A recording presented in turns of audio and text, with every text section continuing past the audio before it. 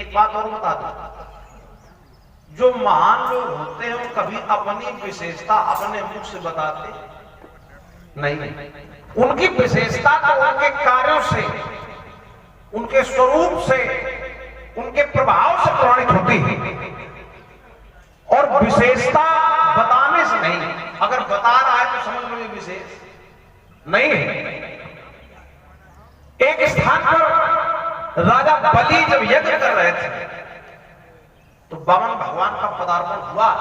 इधर वो वामन थे, फिर भी उनकी विशेषता थी, उनमें ऐसा प्रभाव था कि यज्ञ के यज्ञाचार से लेकर के होता उद्गाता अध्वर्यु जो भी थे, सेनापति सैनिक, वो सब अपने आप उनको देख करके खड़े हो गए, बिना बताए प्रभाव। यहां भी जिसका प्रभाव है, आपने सबको देखा, आपको सबने देखा, लेकिन जहां विशेषता है वहां पर आपके नेत्र भी थक गए, चितई रहे थक। लोचन, रूप, अपार, मार, मदमोचन, तो विशेषता तो स्वयं प्रमाणित हो जाती है, विशेषता बताने की आवश्यकता नहीं होती। एक बात और आई, ऐसा कोई कर्म करे तो देखो कर्म करने का भी अवसर है। विशेषता क्या है? अगर कोई महान व्यक्ति है, अगर कोई बलवान व्यक्ति है और फिर भी वो धर्म का पालन करने के लिए किसी के सामने झुक रहा है, तो ये भी उसकी बहुत बड़ी विशेषता है। हमारे प्रभु ने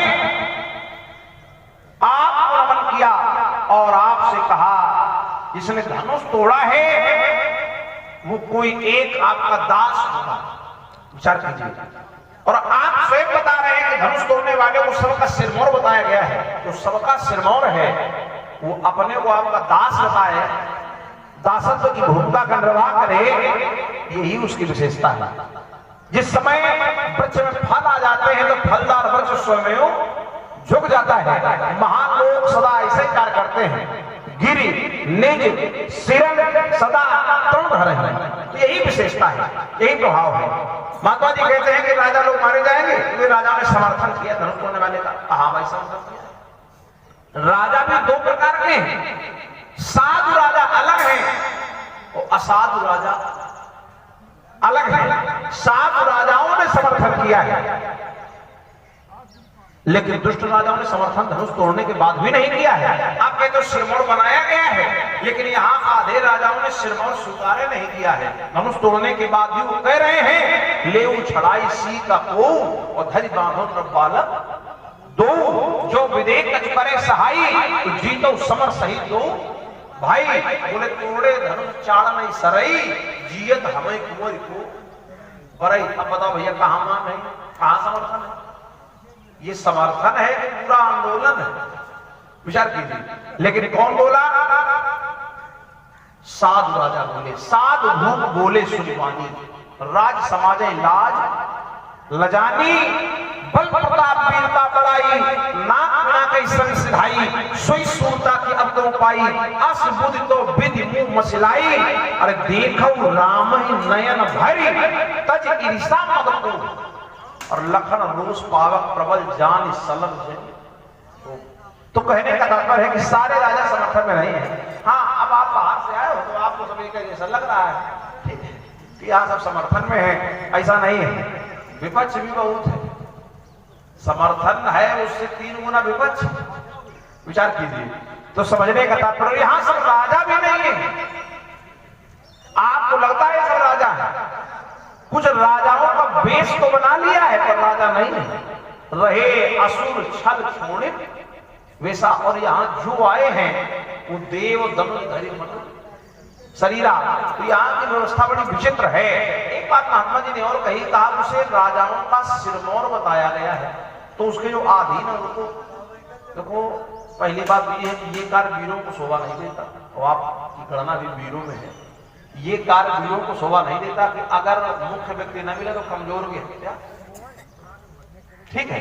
अगर कोई राजा न मिले तो उसका सैनिक मार दो, ये कार्य तो वो करता है। उधर दक्षिण पर रावण, कुबेर ने अपना दूत भेजा समझाने के लिए, तो उसने वही निपटा दिया। अब बताइए, दूत को मारना ही कोई धर्म है? तो जो जिसका आश्रित है, जो वीर पुरुष होते हैं, वो तो उसी की खोज करते हैं जो प्रधान है, जो मुख्य है।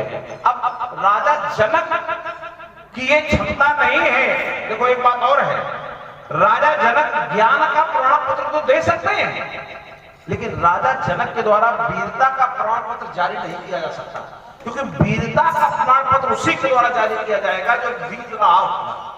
जीवन में एक युद्ध जीत लेने से, कोई एक कार्य धोखे से हो जाए, लोग कहते हैं कि अंधे के हाँ, तो ऐसे जो है, ऐसे वीरता नहीं होती है। तो राजा जनक ज्ञान का प्रमाण पत्र दे सकते हैं, वीरता का नहीं। वीरता का प्रमाण पत्र उन्हें स्वयं से मिला है। विचार कीजिए, यहां पहले से मिला है। पुरुष सिंह तो वीर और हरस चले मुन है, हरण जनक दे। यहां मिले चाहे न मिले, पहले से रे बालक का महात्मा जी, आप कुछ भी कहो, आप बड़े हो छोटे हैं, रे कहो अरे कहो, ठीक है, संबोधन है। अच्छा, काल बस, हम काल के बस में हैं। आपको लगता है नहीं, हम काल के बस में नहीं हैं, तो फिर कहोगे क्या स्वतंत्र हो? नहीं, स्वतंत्र तो एक ही है, परम स्वतंत्र न सिर्फ पर कोई। हम काल के बस में नहीं है, अभी तो काल भी जिनके बस में है, हम उनके बस में है। धनु ही सब त्रिपुरारे धनु, तो हमारी दृष्टि में हमारे जाना सुनो देव सब धनुष। राजकुमार लक्ष्मण, पहले तो हमारे वाक्यांशों को आप सावधानी पूर्वक सुना करें। हमने ये नहीं कहा था कि जितने राजा हैं सब धनुष भंगकर्ता के समर्थन में। हमने शब्द प्रयोग दिया था कि जितने राजा हैं सब धनुर्भंग के समर्थन में। कोई भी ऐसा राजा नहीं है जो धनुर्भंग के समर्थन में ना हो। और जब आप शब्द ही ध्यान देकर नहीं सुनेंगे तो कभी अर्थ सटीक निकल नहीं सकता है। और जितने राजा हैं ये सब धनुर्भंग के समर्थन में है। कैसे हैं? तो आचार्य प्रमाणित करते हैं। तो अच्छा, चलिए, आचार्य ने प्रमाणित किया। कैसे? तो यहां पर बतलाया, सीय स्वयंवर भूप अनेका समिते सुभट एका। अनेक राजा सम्मिलित हुए हैं और सभी राजा सम्मिलित हुए हैं। तो किसी भी राजा को आप धनुर्भंग के खडेल से अलग नहीं कर सकते। और मैंने कहा था जिस समाज के अंतर्गत वो कार्य हुआ है, तुम्हारा ध्यान लिए चल रहे हैं। सुरपत सुरेश ने एक बड़ा गंदा काम किया, बड़ा गंदा काम किया। उसे गंदे काम करने का तो वो अभ्यास ही है, लेकिन एक बहुत गंदा काम किया। क्या किया? अहल्या के साथ। तो अहल्या दंडित की गई, साथ में जिसने अहल्या का सहयोग किया वो भी दंडित किया गया। और यहां तक जिस वन में, जिस वन प्रखंड में रहते थे, वहां के वन्य जीवों को भी और वन तक को साथ दे दिया गया। तो आपने कहा कि वो दक्षिण वाला ऐसा करता है ना, दक्षिण वाला ये ऐसा नहीं करता है। ब्रह्मा के दामाद ने भी ऐसा किया, ब्रह्मा के दामाद ने भी ऐसा किया। तभी तुम कह रहे थे कि थोड़े दिन पहले लिए चलते हैं, जहां की जानकारी आपको दी गई है, विधिवत दी गई है। बताइए, आपको वहां पर कोई खग मृग कुछ मिला? नहीं मिला। क्यों नहीं मिला? इसी दंड के कारण नहीं मिला। दंड का रण पूरा पूरा पावन हो गया,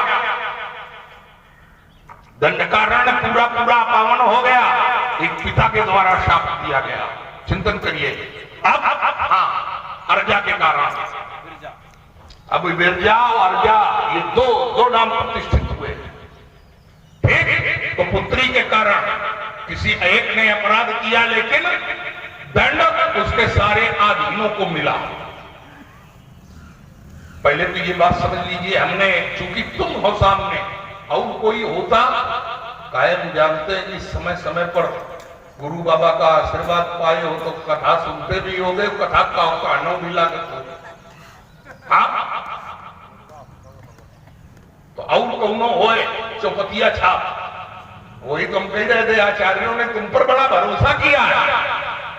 वही चौपतिया छाप पढ़ने वाले नहीं, तो तुम्हारी गणना अलग हो रही है। तो थोड़ा हमारा तुम्हारा जो चिंतन हो तो उस प्रकार का शास्त्रीय हो, तो उसी प्रकार का तो जो हमने यहाँ पर दर्शन किया, पाया, तो हमें ये मिला अब तुमने एक गांव अपना और लगाया। तुमने कहा कि धनुष तोड़ने वाला जो सबसे अलग है, तो राजकुमार जिसको हमने सबसे अलग देखा है और जो यहां पर अलग घोषित किया गया, उसमें अंतर है, अंतर है। धनुष तो हमें बाहुबली की खोज है और हमारे सामने जब आया तो रूप बली आया। जो तुमने अपना दांव लगाया था कि रामई छितई रहे थे त्रिलोचन, तो वहां पर व्यवस्था क्या है? रूप अपार मार मद। तो हमें रूपवान की चर्चा खोज है कि हमें बलवान की खोज है। और जब बलवानों को देखते, बल में देखते हैं, तब तो तुम दोनों भाई हमें समान लग रहे हो।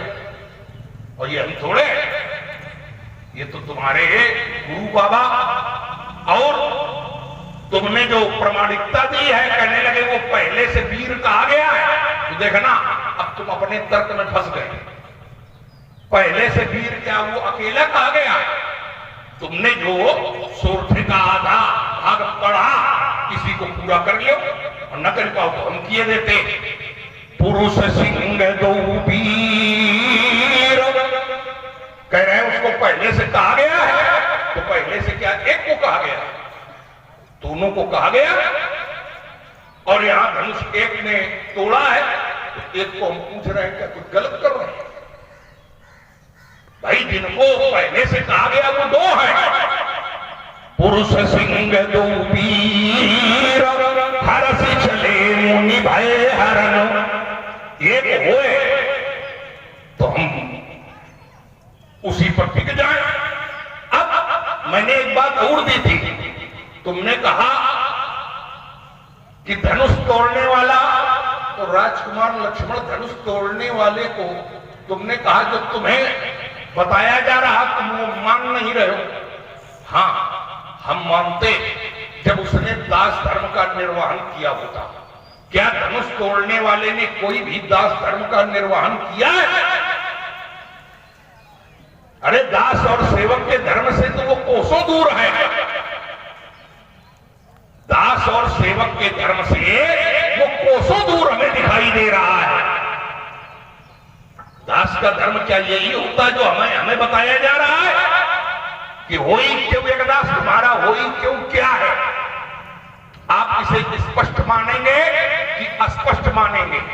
आपने एक बात और कही, कहने लगे कि जो महान लोग होते हैं वो महानता का परिचय नहीं देते हैं वो भी। जब सामने वाले को संतुष्ट करना होता है तो महान लोग छोड़ दो, परमात्मा तक भी अपनी विशेषता बतलाता है।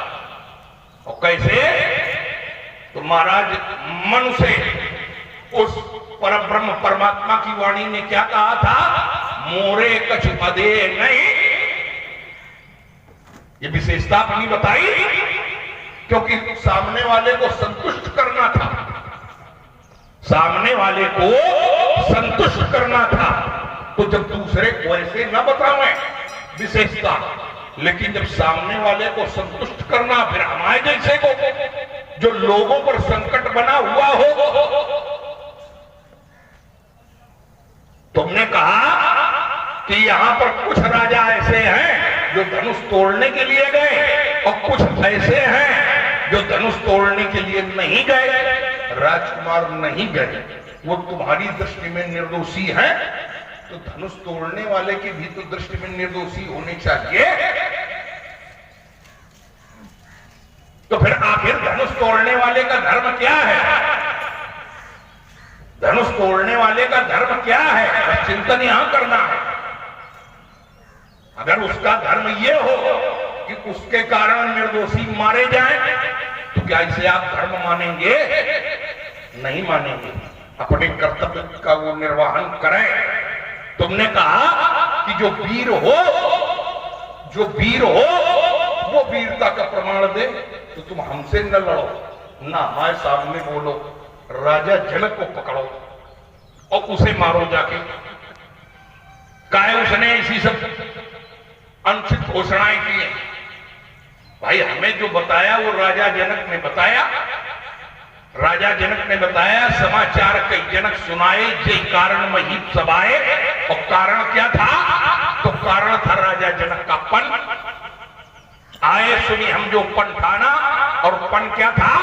सोई पुरारी को दंड कठोरा, राज समाज आज जोई तोरा, त्रिभुवन जय समेत पैदे ही भी नहीं विचार भराए हटे ते। तो ये दोष राजा जनक को देते देव जाके कि तुमने काहे धनुष तोड़ने वाले को त्रिभुवन जयी घोषित कर दिया? जब तुम्हारे पास प्रमाण नहीं था तो तुमने क्यों त्रिभुवन जयी घोषित किया?